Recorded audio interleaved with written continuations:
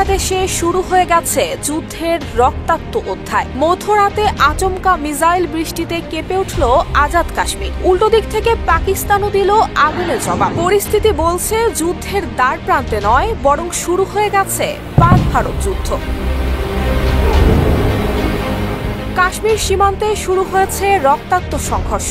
7 মে দিবাগত রাতে আজাদ কাশ্মীরে অন্তত 9টি স্থানে ক্ষেপণাস্ত্র নিক্ষেপ করেছে ভারতীয় সশস্ত্র বাহিনী। অপারেশন সিন্দুর নামে চালানো এই ভয়ঙ্কর অভিযানে পাকিস্তানের ভূখণ্ডে আঘাত হানে ভারত, যাতে এক শিশু সহ 3 জন নিরীহ নাগরিক নিহত হয়েছেন। গুরুতর আহত হয়েছেন অন্তত 12 জন। কয়েক মিনিটের মধ্যেই এই হামলার পাল্টা জবাব দিয়েছে Pakistan.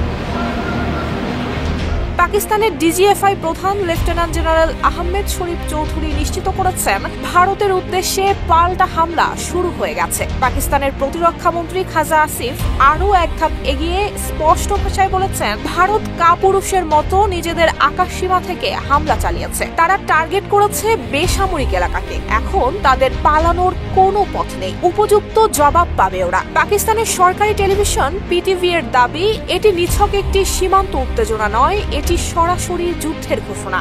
একনল hand wash 100% paraben free, তাই নিরাপদ হাতের জন্য আস্থা রাখুন একনলে। ভারতের পক্ষ থেকে দাবি করা হয়েছে, তারা শুধুমাত্র সন্ত্রাসীদের ঘাঁটি লক্ষ্য করেই হামলা চালিয়েছে এবং পাকিস্তানি সেনাবাহিনীর অবকাঠামো একেবারেই অক্ষত রয়েছে। কিন্তু প্রশ্ন উঠেছে, শিশু নিহত হলে তা কি শুধুই সন্ত্রাসী বিরোধী হামলা? ভারত বলছে, আমরা পাকিস্তান অধিকৃত জম্মু কাশ্মীরের 9টি স্থানে হামলা চালিয়েছি, যেখান থেকে আমাদের বিরুদ্ধে হামলার পরিকল্পনা হচ্ছিল। এটি ছিল এককেন্দ্রিক নিয়ন্ত্রিত আঘাত, কিন্তু বাস্তব চিত্র ভয়াবহ। কাশ্মীর সীমান্তে এখন বারুদের গন্ধ, ধ্বংসস্তূপ আর মানুষের আর্তনাদ। 2 দেশের যুদ্ধ জাহাজ, যুদ্ধ বিমান এবং সেনারা সীমান্তে প্রস্তুত। যে কোনো মুহূর্তে শুরু হতে পারে পূর্ণমাত্রার যুদ্ধ।